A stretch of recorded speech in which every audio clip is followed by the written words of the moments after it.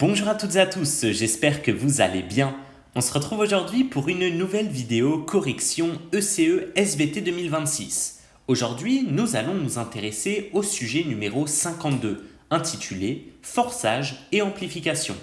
Avant que la vidéo ne commence, n'hésitez pas à vous abonner pour être au courant de mes prochains projets. Commençons sans plus tarder avec l'amorce du sujet qui introduit une période caractérisée par une terre très chaude et humide, dominée par une végétation dense et des forêts tropicales. C'est le Carbonifère, qui s'étend de 360 à 300 millions d'années. Toutefois, de façon très surprenante, au Permo-Carbonifère, c'est-à-dire à la fin du Carbonifère et au début du Permien, il y a environ 300 millions d'années, une glaciation s'est installée, puis amplifiée, et ce, lié au changement de paysage. Le climat devient plus sec et continental, les grandes forêts tropicales du Carbonifère régressent, laissant place à des prairies et plaines à faible végétation, et aussi à des calottes glaciaires importantes au sud. Le but de cette ECE est de montrer que cette modification des surfaces terrestres contribue à modifier l'albédo de la Terre, expliquant l'amplification de la glaciation permo-carbonifère. Pour cela, regardons la fiche matériel et méthode. On nous donne tout d'abord différents matériaux modélisant des surfaces terrestres. Et cela est très important, car on l'a vu dans l'introduction, au Carbonifère, la végétation est très dense et particulièrement sombre. En revanche, les prairies et plaines du Permo-Carbonifère sont plutôt claires et les calottes glaciaires sont évidemment très claires. De ce fait, le but va être de modéliser ces surfaces avec des matériaux de teinte similaires. Une fois ces différents matériaux choisis, on aura besoin d'une lampe et d'un dispositif permettant de mesurer les rayonnements. Généralement, il s'agira d'un luxmètre. Avec la lampe, on va modéliser la source lumineuse qui est le soleil. Et on va, avec le luxmètre, mesurer l'albédo pour chaque type de surface. Mais comment mesurer l'albédo? Pour cela, regardons les ressources.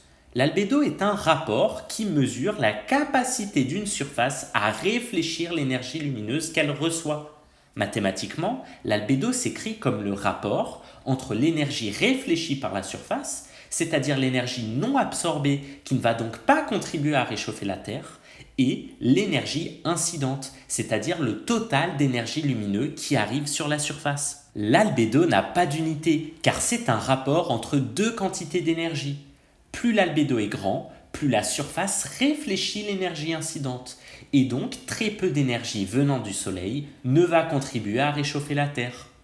A l'inverse, un albédo très petit signifie que très peu d'énergie a été réfléchie par la surface, et par conséquent, une grande quantité d'énergie a été absorbée, contribuant à réchauffer la planète. On nous indique sur la droite deux situations qui correspondent justement aux deux périodes carbonifères et permo-carbonifères. Dans le cas d'un sol sombre, caractéristique d'une végétation dense, on a généralement un albédo qui est faible et ce faisant une quantité d'énergie absorbée par la Terre qui est forte. A l'inverse, dans le cas de surfaces claires, comme des prairies ou calottes glaciaires, l'albédo est élevé et donc la Terre n'est pas réchauffée. Passons alors à la pratique. Pour cela, je vais tout d'abord choisir judicieusement mes matériaux à analyser.